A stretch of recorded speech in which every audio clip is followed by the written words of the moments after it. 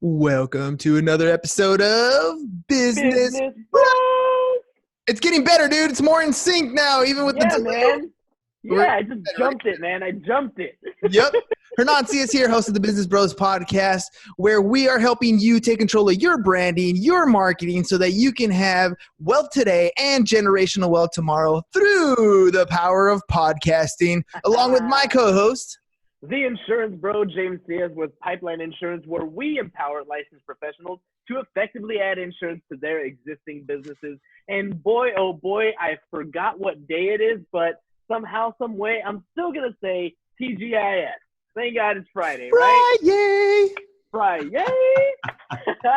Hey, let me introduce our guest today, though. Today's guest is a proud San Diego native, graduate of SDSU, and has been working fashionably in the sales industry for over 14 years. Our guest today has a remarkable story about how he gained clarity and nowadays is passionate about helping real estate professionals get crystal clear about how to get the ideal clients and income they deserve.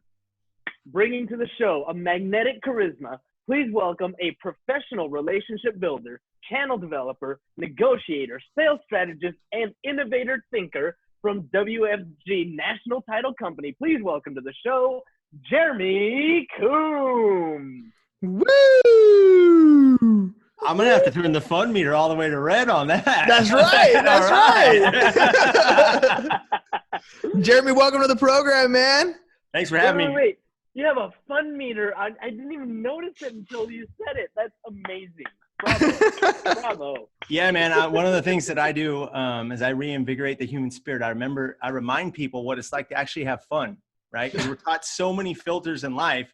And you guys are parents, right? You have kids. And when you have kids, it's just how they see the world is so perfect. And it's like, as adults, why do we forget that? Like, why do we forget to have fun in everything? Like, whoa, this is cool. So. I like the word awesome. It comes out of my vocabulary quite a bit. I type it a lot. I use exclamation points like when I type stuff in messages, and I'm sure everybody else is thinking, is this guy really that excited? I'm like, yes, dude, this is awesome. Like this is exactly what's going on. I love it. But you're right. People forget about what it's like to be a kid. People forget about what it's like because we start doing adulting things. But I don't know. You told me a little while ago you're a completely different person from when you were when you were in your early 20s. So tell me a little bit about what definition did you have of fun then? Oh, you want to get into the nitty gritty right away, huh? Right away. Let's hit it. So in my 20s, I was running from myself. I had a giant fear that people would think I was gay, and it was based upon my upbringing. My father said a lot of derogatory terms like, I'm kind of quirky. I don't like to leave the house with wrinkles. So my dad would say these things to me, and I was super nice, and people would take advantage of that. Well, then this girl broke my heart, and I said, you know what? Fuck it. I'm tired of being this weak person, right? In quotation marks. Yeah. I'm going to become a man. And so I wanted to create the man of my dad's version, right? Which means that I wanted to drink as much as I could, sleep with as many women as I could, and just fight as often as I could, right? And I did it well. So my whole life in the 20s was just constantly living that out. Well, here's the thing is I found out that I hated myself, and it came to a head on the last night that I drink. I haven't had it. So in February was 10 years, no drinking. I quit drinking because I made a decision to stop running from myself and get real with myself. Because really what I was doing was just masking who I was, and I didn't have control of my emotions and my negative self-talk. And it started to come out in bad things, bad decisions. I was hurting lots of people, fighting, which is not congruent with the character and the person that I am. Did you stop ironing your clothes? No, I got a steamer. The funny thing is my dad gave it to me for Christmas, so he's come a long way too. And it's interesting because I have a twin brother. And so we're you guys didn't know that. We're twins. And so we're a little bit of, I was more outgoing, more emotional, fashionable, and he was the opposite, right? Joel doesn't care. And so I got a lot of ridicule, right? So it happened. And you know what? My dad was doing the best he could with what he had. I don't ever believe that he intentionally said things or tried to hurt me. It's just all he knew. That was his programming. Mm-hmm. That's big though. Talk me through that last little ledge, the thing that snapped where you decided to make a big difference. Because there's a lot of people who, even James talks about how, I don't know how many months sober now, James, like 5-6 months, something like that. No. Just over 4. Just over 4. Yeah. And it comes usually after a bender, right? After something where you wake up, morning after morning, and it's still kind of last night, and you don't really, know how to function forward, but something inside you changes. Like you decided that I'm tired of being this person. I need to be this person. Like dive a little bit deeper in that. What does that feel like? Like, what were you feeling? Yeah. So first on, congratulations, James. Like 4 months is spectacular. Welcome to that journey. And I honor you for taking that step. So the story, okay, there were lots of things that should have been that event, but here's the thing about change. People don't actually change until the pain exceeds the fear of change. So for me, all this stuff was happening in my 20s. And then on the last night I drank, I was one of the co-owners of a magazine called Happy Hour Magazine. And we had a Super Bowl party at the tap room. That makes sense, by the way. Yes. The night before, I was at a Jägermeister party downtown. So I woke up still drunk. We go have our party and I just get obliterated. I'm blacked out. We're driving down the freeway. It's me, two of my good friends, and a girl that I used to date. I'm in the back seat and I kick the steering wheel of the car. The car veers across the freeway. Luckily, she's able to keep control, pulls over. My friend Reese and I get into a fight. I walk home downtown and I destroyed my apartment. It looked like it looked like they robbed my place. Like everything was broken. At the time I was training Muay Thai and I kicked the door and just obliterated it. But in a blackout, you remember one thing. It's like one or two foggy moments, right? You remember them. Well, I was holding a handful of blue pills and I don't know if I took them or not. I know they were Tylenol PM, but I don't actually know that if I took them or not. I woke up in the morning, was like, oh shit, like what happened to my place? Right. And Reese and I lived in the same apartment complex and he comes up to my apartment and I'm telling you, this is one of my very best friends, says, you know what? Fuck you. I don't ever want to talk to you. I'm going to tell you what happened last night because I know you don't remember. And so he recalled all the events that I just shared with you. And then he added, Jeremy, I came in to talk to you. You were curled up in your bed, crying in the fetal position. And so he leaves and I'm sitting there hungover as all hell, just dripping profusely on the couch. And ironically, I heard this little voice and it was my dad's voice. And my dad said, someday, son, you're going to have to stand in front of the mirror, drop your pants and figure out what kind of man you really are. And I knew that he had meant that figuratively, but I still got up and went to the mirror. And I just looked myself in the mirror and just said, you know what? That's it. I could have killed so many people. I played through all the things that could have happened. But more importantly, I was making excuses. And I was like, I'm not running from myself any longer. I'm going to find out the man that I really think I am without booze. I'm going to stop making excuses for my life. That's and powerful. that was the very last time. And I haven't had alcohol since. That's powerful. And the thing is, like, I don't even miss it because there's a very big distinction that people forget is when you say I can't do something, you set yourself up for failure. But when you say I don't, you've made a decision. Mm-hmm. One small word. Yeah. Melina actually talks about that in her podcast too. Yeah. And I don't do something, you're right, is totally different.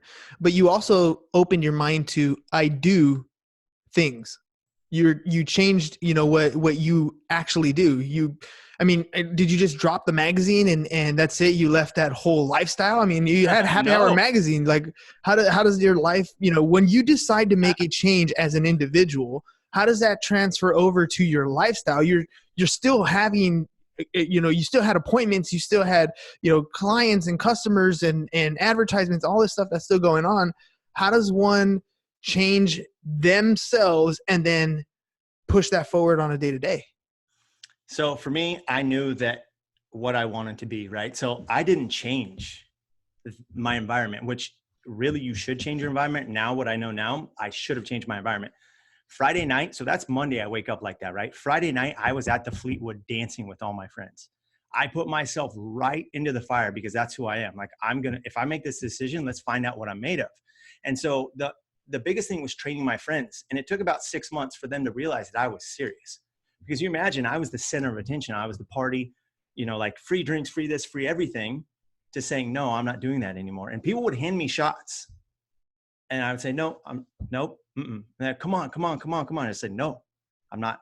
So I it's not always the best strategy to go back into the fire, but I knew what I was made of. Right. Yeah. You gave yourself that look, that hard look, and made a difference. All right. All right. So you made a change. You become a different individual. You're still fun, right? Obviously, you're out there dancing that Friday night, right? You're still a fun guy. Whatever happened to that partnership, and how did you end up getting the title?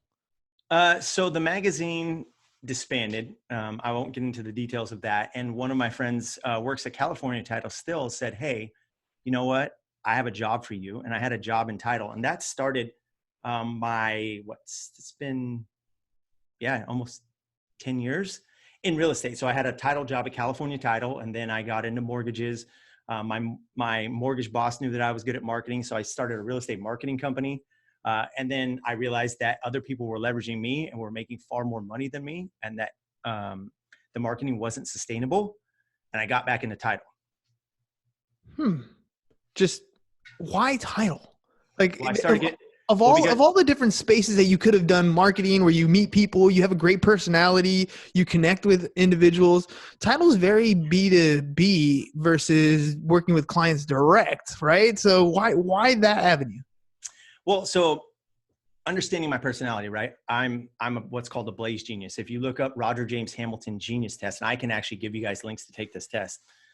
I'm a Blaze genius. It's summer, fire, energy. And there's subsectors in that, and I'm a supporter. So I love watching people have success, right? So I can go help them. There's something very addicting to me. And obviously booze, that everyone's an addict of something, whether they want to admit it or not. A lot of people right now, it's Facebook and Instagram, right? Yep. One of the things that I'm addicted to is watching people have success and being a part of that, giving them a strategy and watching them go, the lights turn on. So in title, I'm a master connector. I can get resources. I can be the coach that I am and help change mindset, and then watch the effect that it has. So although people say title and it's not very glorious, there's so much more depth to most title people than we get given credit for. Just people look down on the job, right? Like title, what's title? Like, well, no, done right. And the high level reps are more coaches than anything, right? And it's giving those strategies and helping someone grow and watch. I'm like a farmer, right? I really am. I plant seeds and I water them. I do that across all my different aspects, because I'm really an entrepreneur rather than just a title rep, right? I have 26 units in Cleveland that I buy and hold. I have an Airbnb. I have a men's coaching business. So like, there's so much more than just title. Right. A title is just a title that you hold. No, well, it's funny because, you know, that the actual practice of title, it does sound very boring, but as a title rep, it does. I mean, you're looking up. It's terribly boring. Not be real. Yeah, 100%. It is. But then there's the people that love that, right? Our personality is not that. We would never do that. That's what in that world that I was telling you is a steel genius. That's what they love to do, right? They can't be doing what we do. They're not going to go talk to people and be outgoing. They hate that. You and I are not going to sit behind a computer all day, right? It's just not going to happen. So it's just understanding that people have certain personality types that fit well. So the title people, they love that stuff. Yeah, that's absolutely true. So you got into this whole being a title rep. What parts of your personality do you think, you know, you talked about a little bit, but what type of your personality traits helped you excel? Because there's people who get into title and they're outgoing, they talk to people, but they don't end up being such a high level. What makes you different? What makes you excel? Okay. So where do I excel? I'm a professional listener, right? I see pain, right? When people use words, I can understand and process the pain, but it's also the people I'm connected with. I am a master connector. So I'm always talking to different people. I'm in 2 very high ticket masterminds where I'm meeting people that I don't ever want to be the smartest person in the room. Like before I jumped on this podcast, I'm in the Genius Network. It's guys that are making hundreds of millions of dollars, men and women that are affecting the world on such a grand scale. And I'm in this mastermind learning from them. So my competitive advantage is saying, oh, hey, wait, Hernan, you need this? Here, let me introduce you to this person, that person, boom, boom, boom, and just connecting because I'm listening. I'm listening to where I can help connect people so everyone is doing what their genius allows them to do. How do you manage to find the time to have so many different things going on? There's so many people who have that one job, that one skill. They clock in at 9 o'clock, they clock out at 5 o'clock, they're done for the day. They go home, watch some Netflix, go to bed. That's that one drive thing. And they look at people like you and they're like, you got so many things going on. How do you even keep your head on straight? Do you have like extra hours in a day or something? You know, I'm real with myself and I'm just honest, and I set my schedules. Like, I wake up very purposefully in the morning. The first thing I do is I meditate. I take the dog for a walk. I'm listening to an audiobook. I come home, I have my coffee. I spend time with my wife and my children.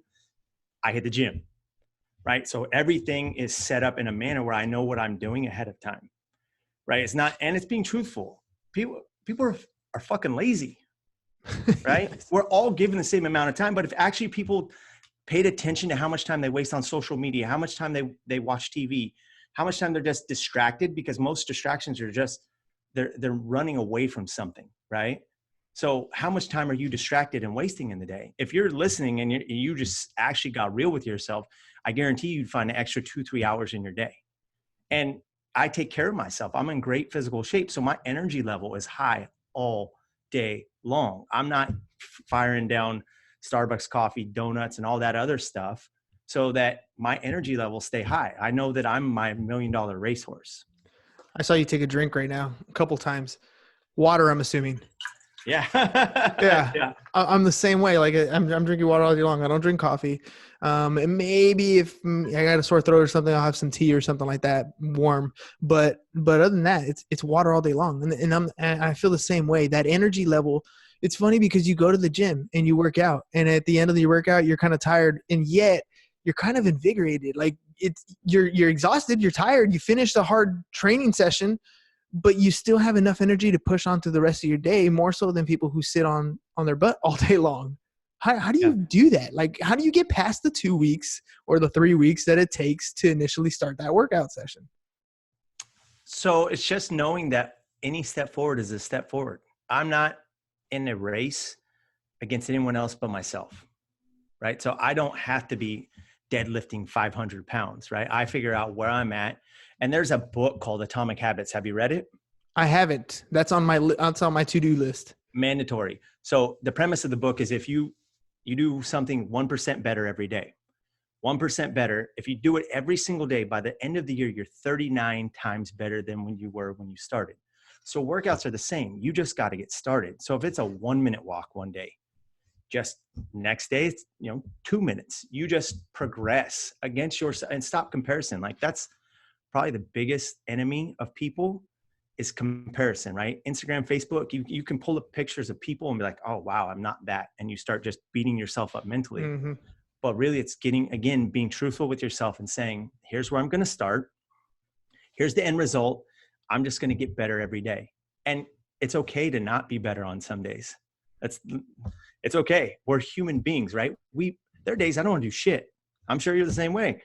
100%. There are days like, but I understand that. And I also understand that if I'm tired, I rest, right? I know when to rest. I take a nap almost every single day. 2:30, it doesn't matter if I'm on the road. I don't schedule appointments, right? Like if I'm out, I'll take a nap. Here, watch this. Hold on. You're going to take a nap right now. Boom. There's my airline pillow, right? And I literally will lay down in the office and I will take a 15-minute nap.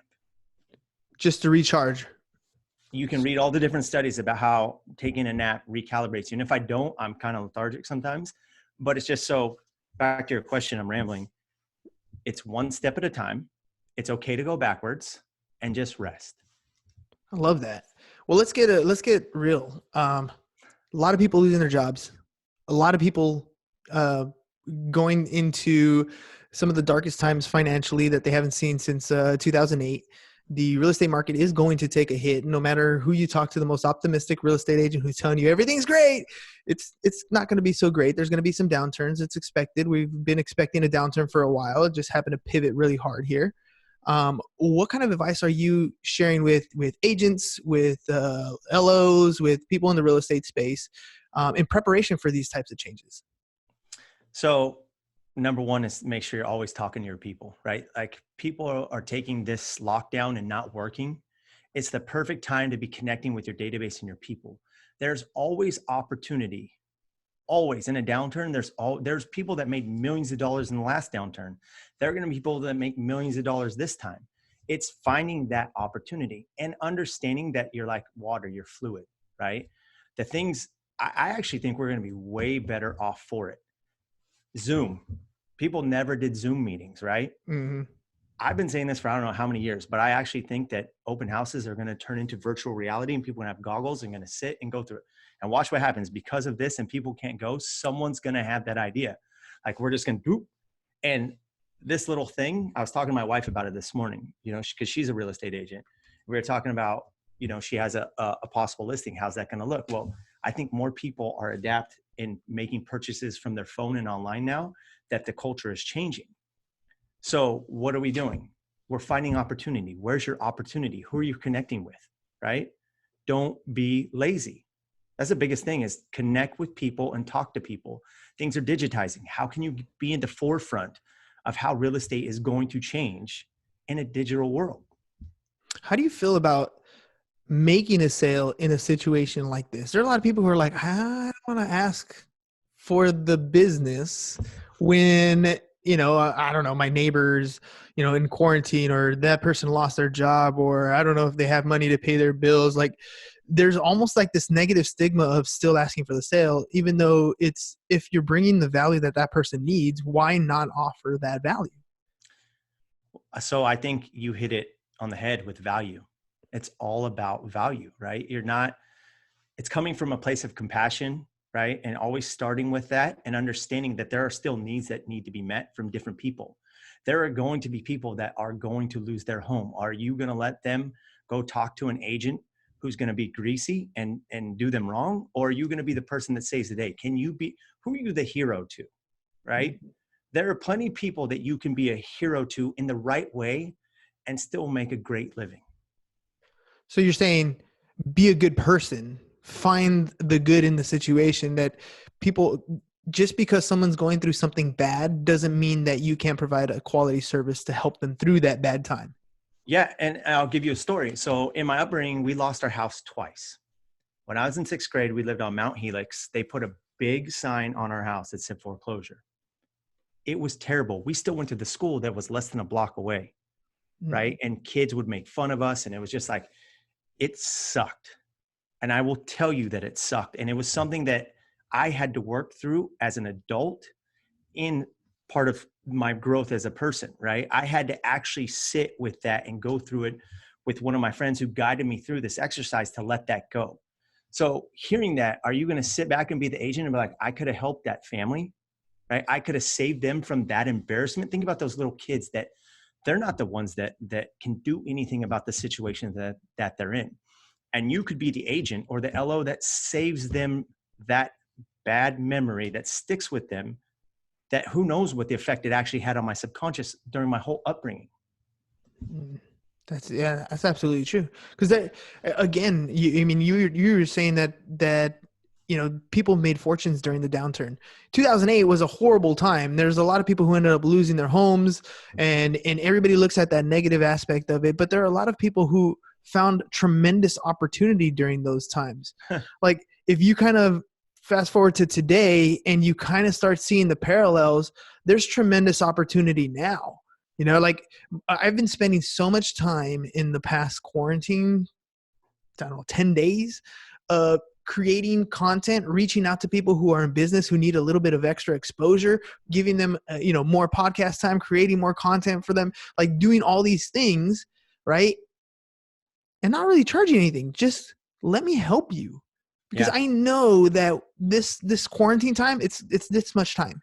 Whatever it's going to be, whether it's 2 weeks, 4 weeks, 6 weeks, whatever, it's this much time in the grand scheme of things. This is where I can give that positive karma and just continuously help, because I know it's going to come back. As soon as everything's changing, I know it's going to come back. Oh, 100%. I mean, you could look at the last downturn. That's when Amazon was founded, Tesla. Some of the companies that we actually are the big conglomerates now, they started in the recession. And I'm on 100% alignment with you about just giving things away, because this is the time to build your tribe. And just always doing the right thing and helping people. You can't ever go wrong. And one of my mentors, Roger James Hamilton, was saying we usually as humans overestimate what we can do in a year, but underestimate what we can do in 10.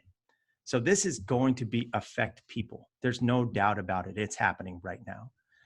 This is just a bump in the road. What's going to happen in 10 years, right? Because think about all the growth that happened up until this point for the last 12 years, right? 2008 happened, people lost everything. And then there was bad times and they got better and it got better and it got better. So this is our little downturn. And I think that it reveals the character of human beings. 100%. 100%. Okay. One last thing. You said a lot of people are wasting a lot of time on social media, right? And I know if I looked at my phone right now and I looked at that clock meter of how much I've spent on each of those apps, I'm up there, right? I like to tell myself I'm doing something a little bit different because I'm going through people's stories, and rather than just watching, I am interacting. I am commenting on their pictures. I am engaging with them in conversation. I am asking them for a little bit of help. It's not your traditional pick up the phone, but it's a way for me to stay top of mind. And then for me, it's always multifaceted. One, I'm talking to that particular person, right? So they see my content. And then two, I'm big on trying to build a brand online. So how do I advance myself in these algorithms is I use the algorithm itself. I interact. And as I interact with these people, they'll see more of my brand. Three, hopefully I find people that need help and I'm able to provide something of value. If I'm using social media like that, is it still a waste of time? No, you're being intentional. I'm not talking about like you're using it as a business tool, right? You're using technology the way it's intended to be used as well, maybe not it's intended, but for business, right? Like I'm going to be purposeful. The only thing I would ask you is how often do you get stuck in a black hole where something leads to one, to the other, to the next, and then you catch yourself, right? That does happen. Yeah. It does happen. It's understanding having fail safes, right? Like what am I going to do when this happens? If I get caught here, what happens? And I will tell you how I started being more intentional with mine is I set a 30-minute timer on the screen time app in my iPhone. So I know that I have 30 minutes. When that thing ends, it doesn't matter what part of my day it was, there's no more. That makes you think like, how am I going to use my time? So what happens is that if I do end up in a black hole, oh shoot, like I gotta hurry up and get through this, you know? You're more intentional that way. Yes. Yeah. Yes. It's like anything else. When you have a goal, if you just have a when, any type of goal without setting a specific timeline for it, it may or may never actually happen. But as soon as you set a deadline to it, all of a sudden, for some reason, it's much more attainable. You get, even if you don't achieve 100% of what you want to achieve, you're getting more done by the end of that time frame than any other time because you actually put a limit on it. Absolutely. There's a theory that says things expand into the time given. So it's really saying that I'm going to do this in this amount of time. And that's why I say most people are lazy because they say I have 8 hours to work to get all this done. If they really would say, hey, I'm going to give work all I have for 4 hours, they would get more done. It's funny how that works. I think of employees doing the same type of thing. If I give them too much time, they're going to absorb all that time. I need to increase the workload and you'll see magically how things get done. It's impressive. Or get paid per project if possible, right? Oh, that's another thing right there. That becomes a management issue. But yes, you're right on that aspect of it per job. Jeremy, it's been fun, man. Yeah, thank you for taking me on the roller coaster of your life from going crazy 20s, binge life, crazy beat down door to super productive, masterminding, talented business leader. So I appreciate the roller coaster. Thank you for having me. And James, you talk too much, man. I couldn't even get a thought in. Yeah, that's what I do. I'm saying hi to everybody that's been checking us out on the podcast over here on the Facebook. So we got any questions? What do we got on there? I don't even know what's happening. No questions, just a lot of highs. Hi. Hi, everybody. Say hi, everybody. That's usually what James does on the show. So and normally we would have done this live. He'd have been managing the cameras, putting the banners under, that sort of stuff, and then talking to people on Facebook. So he does talk a lot. He just talks with his fingers and his thumbs. Hey, that works. Times are changing. Times are changing. All right, Jeremy. Hey, man. All right, guys. Thank you. Real quick. How do people get a hold of you that want to work with you? So you can either reach me. My Instagram handle is at Jeremy Coombs, JERCOOM as in Mary, B as in boy, S. And my email is the same, jercoombs@gmail.com. So reach out. Or you can check out my website. It's Refined Alpha. I have a podcast called The Refined Alpha. So Nice. those ways. Yes, sir. I got to make sure I give you a plug, man. Great story, no plug. How does that work? All right, man. It's not about me. It's not about me. Well, today it is. And anytime the guest comes on, it's all about the guest. Well, all I right. appreciate that. Thanks a lot, man. Ladies and gentlemen, that's all we got for you guys today. Peace. And we're out. Bye-bye.